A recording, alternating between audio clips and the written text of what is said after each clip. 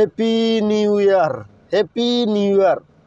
নতুন বছর, নতুন বছরের শুভেচ্ছা এক একজনে এক একভাবে জানায়।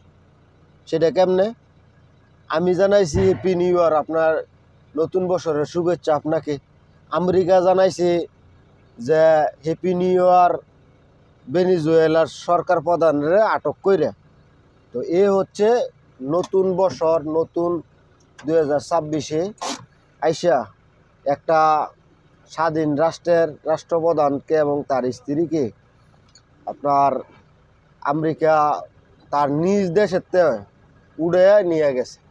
দেন ক্ষমতার দাপট, যার ক্ষমতা আছে সেই আগে চলতে পারবো, সেই সামনের ভবিষ্যৎ প্রজন্মকে নেতৃত্ব দিতে পারবো।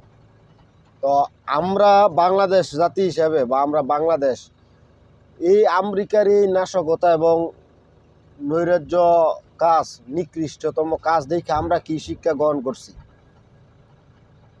শিক্ষা গ্রহণ করছি বলতে গেলে কিছুই শিখতে পারি না, কিছুই বুঝি নাই, কিছুই শিখতে চেষ্টা করি না, কিছুই মাথার মেয়েদের ঢুকাইতে চাই না। দেখেন, বাংলাদেশ একটা সার্বভৌমত্ব রাষ্ট্র, স্বাধীন রাষ্ট্র। আমাদেরকে ইন্ডিয়া সাইরো কসদা গ্যারেন্টি দিয়ে রাখছে। তারা এরকম পরাশক্তি হইতে চায়, আর পরাশক্তি হইতে চায়।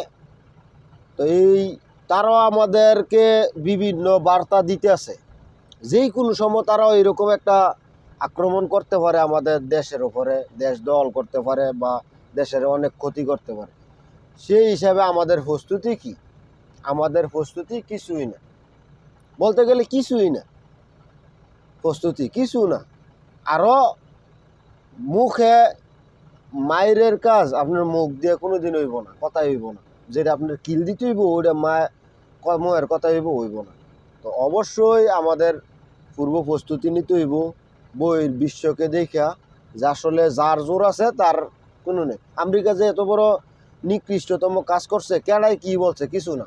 আরেকটা কথা শোনেন, নিজে শক্তিশালী হন, বন্ধুর জোরে আপনার জোর দেয়তেন যাইবেন না, বন্ধু আপনার বিপদের সময় পাইবেন না। সুসময়ে বন্ধু হয়, দুঃসময়ে কেউ বন্ধু হয় না।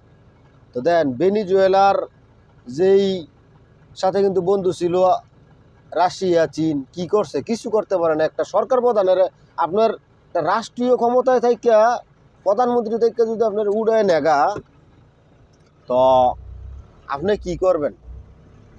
ওই বন্ধু রাষ্ট্র কি করছে? কিছুই করে নাই।